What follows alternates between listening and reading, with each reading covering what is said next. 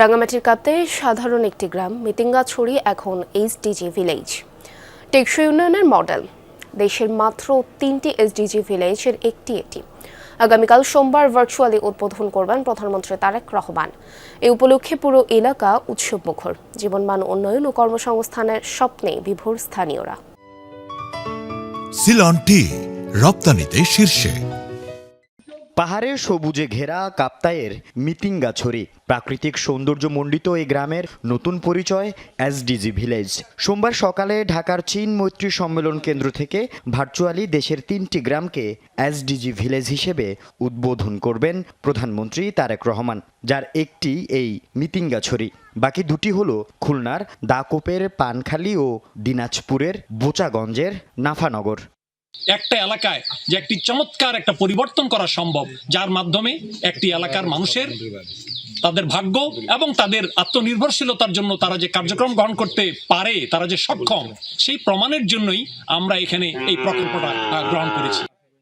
চন্দ্রঘোনা ইউনিয়নের এই গ্রামটিকে ঘিরে নানা পরিকল্পনা নিয়েছে সরকার। টেকসই উন্নয়ন লক্ষ্যমাত্রার 17টি লক্ষ্য সামনে রেখে দারিদ্র্য হ্রাস, শিক্ষা ও স্বাস্থ্যসেবার উন্নয়ন, বিশুদ্ধ পানি ও স্যানিটেশন, নারীর ক্ষমতায়ন এবং পরিবেশ সংরক্ষণ গুরুত্ব পাচ্ছে।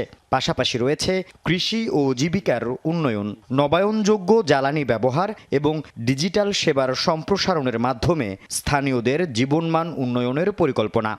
রাস্তার সমস্যা আছে, তারপরে পানির জন্য সমস্যা আছে, তারপরে গ্রাম জন্য তো সমস্যা আছে, অনেক বুড়ি মানুষ আছে। আমাদের রাস্তাঘাটও ভালো না, পানির সমস্যা, তারপর বৃষ্টি পড়লে পাহাড় ভেঙে পড়ে যায়। স্কুল একটা করলে বসে দিলে তারপরে ভালো পড়ালেখা শিক্ষিত হবে আর কি, আরো উন্নতি হইতো। সাধারণ একটি গ্রাম থেকে টেকসই উন্নয়নের মডেল এমন স্বীকৃতির পর শিক্ষা, স্বাস্থ্য, যোগাযোগ ও নাগরিক সুবিধার পাশাপাশি আয় ও কর্মসংস্থানের সুযোগ বাড়বে বলে আশা গ্রামবাসীর। পাহাড়ি বাঙালির সংমিশ্রণে বিভিন্ন জাতিগোষ্ঠীর এখানে বসবাস রয়েছে বিধায় এখানকার মানুষের জীবনমান উন্নয়নে বা এই গ্রামটাকে আধুনিকীকরণ করার জন্য এসডিজি প্রকল্পের আওতায় সেজন্য এই গ্রামটাকে বাছাই করা হয়। উদ্বোধন ঘিরে মিতিঙ্গাছড়ি গ্রামে উৎসবের আমেজ।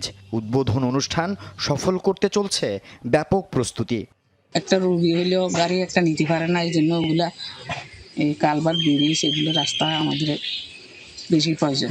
পাহাড়ি বাঙালি সবাই অনেক গরিব অসহায়, এর জন্য আমাদেরকে সংস্কার থেকে একটা সুযোগ দেওয়া গেলে একটু ভালো। আল আমিন শিকদার, যমুনা নিউজ।